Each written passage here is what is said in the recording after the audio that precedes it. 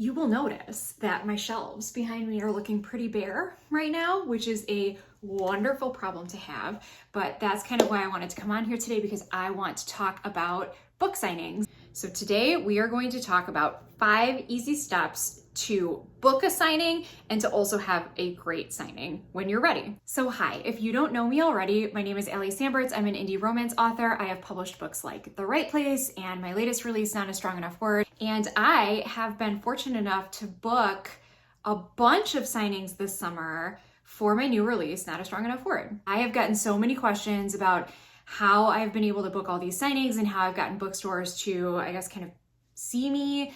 And I want to talk about that because we don't gatekeep here. And I think that it's actually pretty easy. It's like easier than you might think to be able to set up a signing. And I think that a lot of indie authors have this misconception about bookstores and signings and events and how those things get kind of worked out. And so I want to talk about it. So I have been an indie romance author since 2023.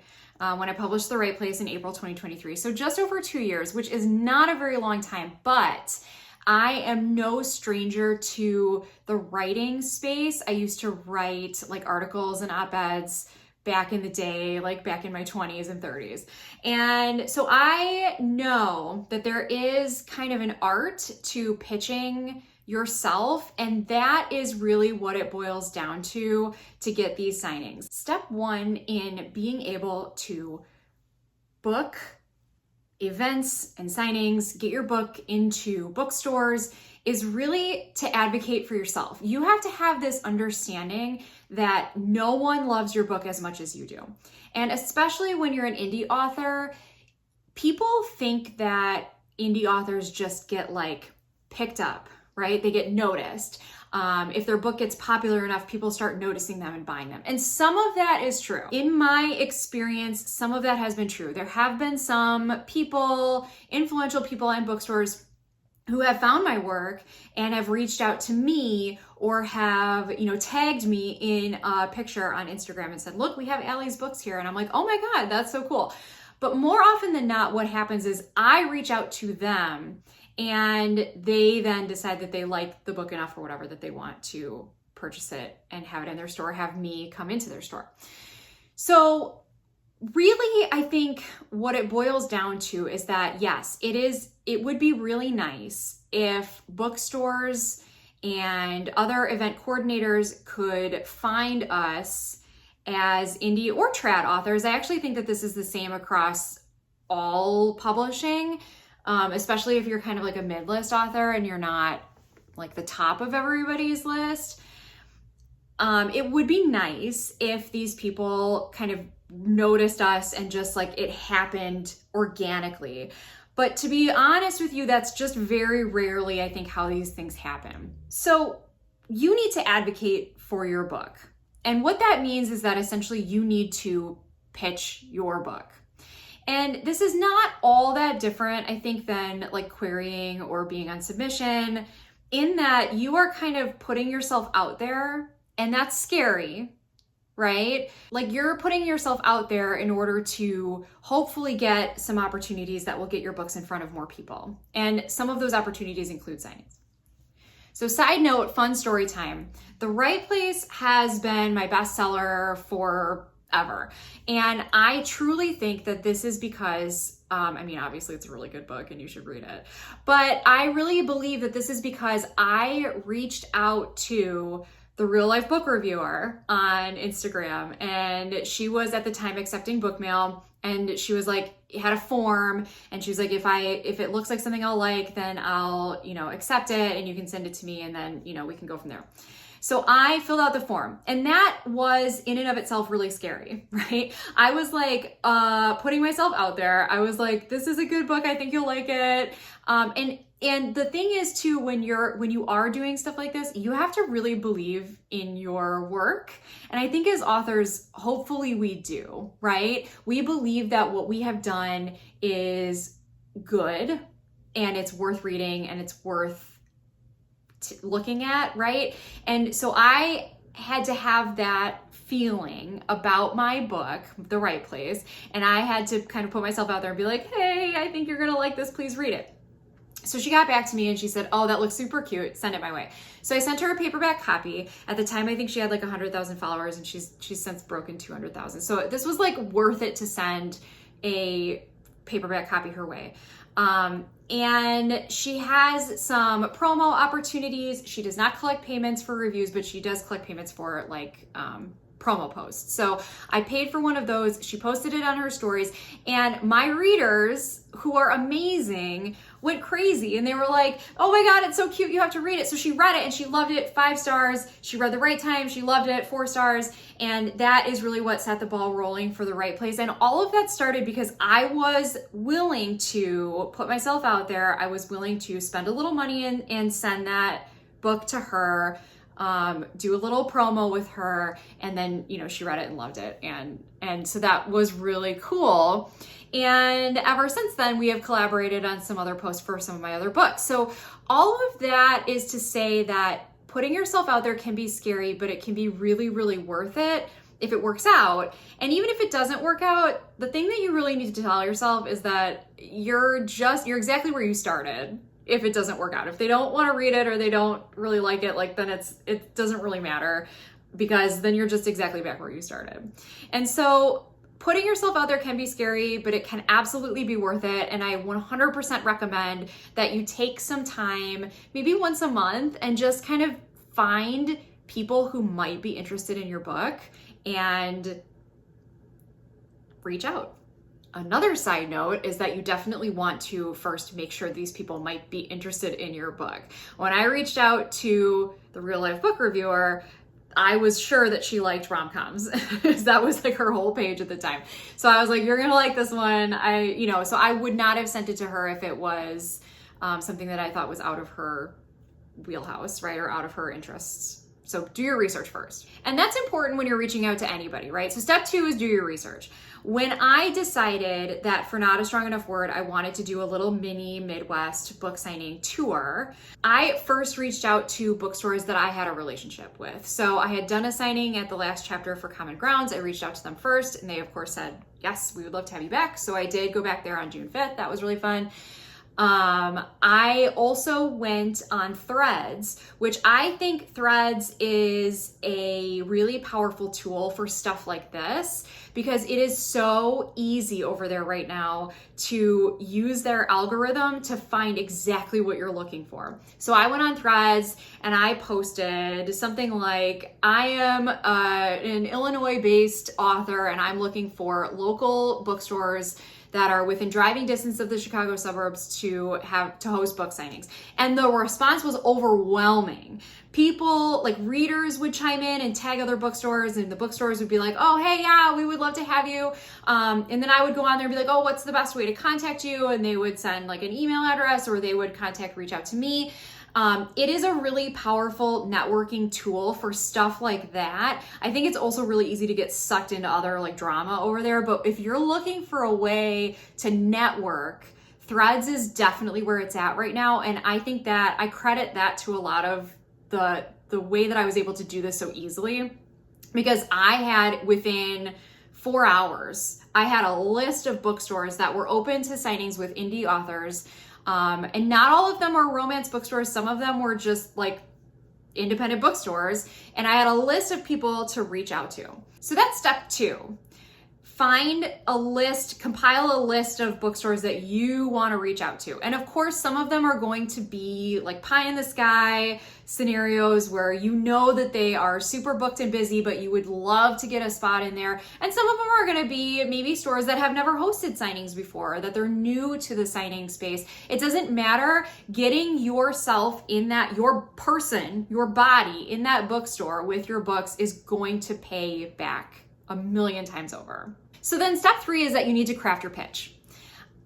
This is actually a really fun part of the process for me, because I love talking about myself.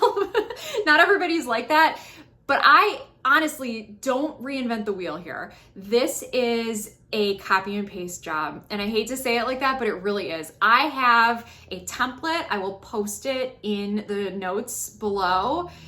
It's copy and paste, really easy. I will always make sure to include a little bit of personal information, but think of it like you're applying for a job.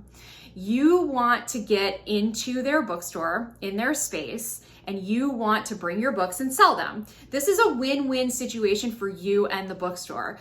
The bookstore is probably making money off of this in some way, shape, or form, whether they are selling your books on commission or if they're ordering them from a distributor and selling them. They are making some of those profits. You are making some of those profits, and you get to sell your books with your personality, and you're in front of readers. You can sign your books, you can chat with them and talk to them. Readers will come in that know you, readers will come in that don't know you, so you're finding new readers. Readers who do know you will bring their friends, so you're finding new readers. This is a win-win situation, and I think that is important to approach this pitching process with the knowledge that it is a win-win situation. It's not just that they're doing this for you, that it's also helpful for them to get maybe some new people through the door, people who like you and are like, oh, I want to come visit her. She's nearby. I'm going to make the drive and see her.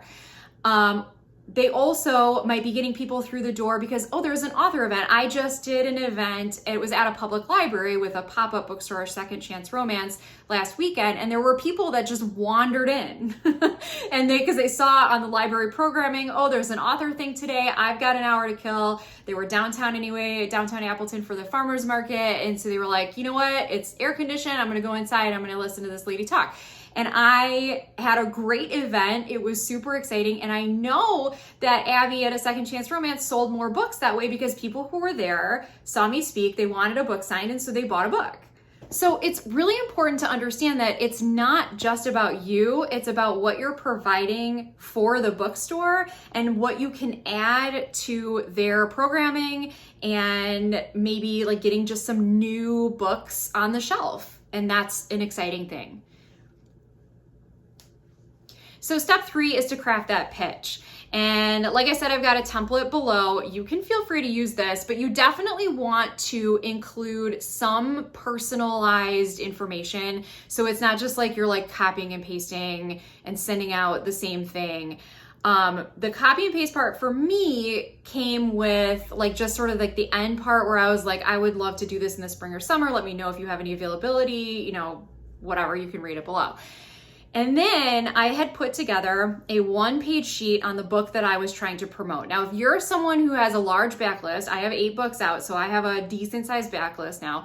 I directed them to my website to see more about my other books if that was something that they were interested in. But what I'm really trying to do right now is promote Not a Strong Enough Word.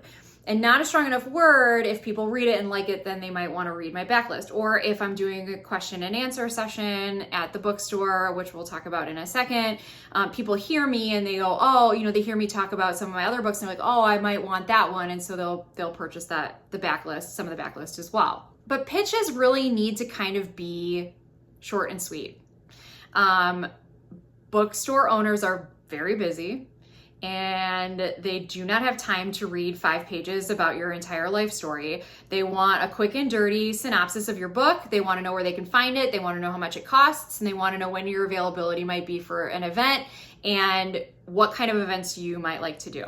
So before you pitch, make sure that you know what your schedule looks like, what your release might look like, what you're trying to do. For me personally, I released this book in May, but I didn't want to do any signings in May because I had a pretty crazy spring, dance recitals and theater things and all of that stuff. And then the end of school for like my kids, and I'm also a teacher. And so I just didn't want to do anything in May. So I specifically said in my pitch, you know, if you have any availability this spring or summer, because I left the spring open just in case, but I knew that when I was reaching out, it was like April. They probably already had their programming done for May. So maybe I could squeeze in June or July or August, because I am a teacher. And so that was my time frame. And that's also my time frame for this book. Come August or September, I'm going to be moving on to promoting another book. So that was kind of what I wanted to do. I also really love doing Q&As because I love gabbing and I love the ability to talk with somebody about my books. I think that it is a little nerve-wracking because I always get nervous when I'm public speaking a little bit, right? But I think we probably all do. But it's really fun to get in front of people and talk about the writing process and talk about your books. And I think people really like hearing authors talk about that stuff because it's like that really fun little behind the scenes. And remember, most of your audience is not on social media. So they might not see you on YouTube gabbing about your books. And even if they do, seeing it in person is way cooler. It's way more fun, it's off the cuff, it's less, edited. It's actually not edited at all.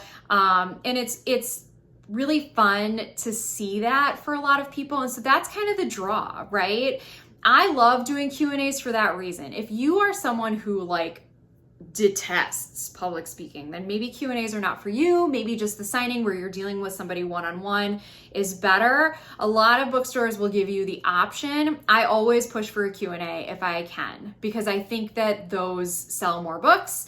I think that it's really fun also to talk about the one book that you're trying to promote, as opposed to here is my entire list of books. What are you feeling today? And I mean, those are fun too. And I'm doing one this coming weekend where it's not a Q&A and it's just a signing. And I think those are really fun as well. But I will always, if given the option, I will always do a Q&A, just because I think that people like to hear authors talk and it's special, So once you've decided what book you're trying to promote, what your schedule is, what you are willing to do with the bookstore, whether it be a Q&A or a signing or both or either, then that's when you start reaching out and send your pitch. I will always recommend that if you know the bookstore owner's name, you know exactly who you're addressing, that you include that in your email. If you don't know, that's okay, leave it off. But if you know who works there, you know who you're talking to, definitely include their name. That's one of the first ways that they know that you have done some research, that you know who these bookstores, who these owners are, and that you've done a little bit of work to find out if you're a good fit for their store. So we've crafted our pitch. We've put together a little one-pager, and I'll include an example of that below too. My one-pager really includes the ISBN, where they can find it, the suggested retail price, the cover copy for the book, and then my bio. If they want more, they can go to my website and they can see more, but that's just kind of a one-page, quick and dirty, here's what we're doing, here's what my book is about, like an elevator pitch. So step 4 seems ridiculously simple, but it really is to just hit send. And I include that as a step because it's really scary. If you're not used to putting yourself out there, if you're not used to sending pitches to people, it can be scary. But again, remember, you bring something unique to the table, and that is your book. That is your readers. That is your ability to sell these books in front of people and your desire to do so. So don't sell yourself short. Your book is important. It is worth being read. It is worth these bookstore owners taking a look at it. The worst they can say is no. And then again, you're back where you started. So step 4 is hit send. Hit send. I like to, as a side note, maybe 4B here, I have a spreadsheet that kind of rules my life, several spreadsheets. I have a spreadsheet that is just for bookstore contacts. And what I do is I have bookstores, a list of bookstores, their email addresses, their names of the owners that I communicate, or the people that I communicate with, depending on their team that they have working there. And then how they prefer to communicate. So some prefer Instagram DMs, some prefer email, some prefer a phone call. And so I include all of that information on my spreadsheet. And then I also include their response on my spreadsheet when I get it. So if they're oh, we're not taking indie authors at this time, but you know what? We're working on our infrastructure, so we're able to do that next year. Okay, next year, I'm going to reach out again. But if they get back to me and they're no, we just don't do signings, thanks, then I actually have color coded them. I make them red on the list. Don't reach out to them again, no problem. I have bookstores that I sell books on consignment with. So I have the notes on that, and then there are links to the contracts that I've signed with them. I have bookstores that I have done wholesale business with, so I will reach out to them again when I have a new release, just in case they might want to purchase some wholesale if my books had done well in their store before. If they want to purchase, make an order for a new release. I will always ask about signings, even if I'm just submitting, you know, hey, I have this new release out. Do you want to make an order? I will always ask about signings because you never know. Sometimes they are like new stores and they're just not ready to do a signing yet, but then a year later they've got the space or they've got the time or they have figured out how they want to do this. Again, the worst they can say is no. And if they say no, you are back where you started. A couple of side notes here too. Like I started this video saying, my shelves are looking a little bit empty because I am going to a signing tomorrow where I am selling books on consignment. So I am bringing them with me. Give yourself enough time, like a month in advance, to order those author copies, because I am still waiting on an order. So I'm pretty much taking everything that I've got with me, which is enough for the signing, thankfully. But that order is coming in probably tomorrow or the next day, which is really bad timing, but that's okay because I have other signings after that I will be able to bring my stock. And then whatever I have left, I throw up on my TikTok shop and on my website where you can buy signed copies. So make sure that you keep track of your inventory and make sure that you keep track of what sells, because sometimes, you know, bookstores have systems for tracking that and then paying you, but it's always good to double check and just make sure that like what your records say are what their records say. And so if there's any discrepancies, which usually there's not, but you are in charge of your stock and your inventory. And so you should be in charge of your stock and your inventory. So you do need to decide if you want to sell books on consignment or through usually IngramSpark, which is where bookstores usually get their inventory. Each bookstore is going to be a little bit different on this. There are three main ways to sell books. I said consignment and through Ingram. You can also sell wholesale, which is where bookstores buy directly from you. I, for obvious reasons, prefer to do wholesale where they buy the books from me because then I get paid regardless of what sells. They've got the books in stock. It's up to them to sell it. And then like it's kind of done on my end. But I will do consignment for certain stores, but I don't do consignment for everybody because I'm kind of out the shipping price. I really only try to do consignment with stores that either I've visited. So tomorrow I'm driving out to Jacksonville, Illinois. And actually by the time this goes up on YouTube, I will have already gone to Jacksonville, but I will, if they ask, I'll leave some books there because I don't have to pay for shipping. And I will work with some other like romance specific bookstores because I think my books do probably better there than they would in like a non-specific indie bookstore, unless of course like I know the owner or if they're local to me and I can drop off the book. So those are just my personal parameters, just because I'm not trying to go broke sending 30 books, you know, UPS overnight or whatever, because then I'm kind of out that money unless the books sell. And if they don't sell, then they often want to get rid of the books. They want to return them to you so they can make more shelf space, which is totally understandable, but you're kind of out that shipping then too. So it might be worth it to you. You just have to decide if it's worth it to you. I just have certain boundaries around shipping, that shipping is kind of prohibitively expensive and I don't see a huge return on some of that consignment all the time. So that's just my boundary. And of course, if you're putting your book on Ingram, you can check returns or no returns. Usually bookstores are pretty good about not over ordering indie titles unless they're really, really popular. And so then you hear those like horror stories about people getting charged for Ingram returns. I'm not going to go into that here. I do have my books on IngramSpark, but I have them set to no returns. And I am very open with bookstores that if they buy from Ingram and they have stock that they think that they cannot sell, I want to buy that from them. And so I ask if I can buy that from them when the event is over.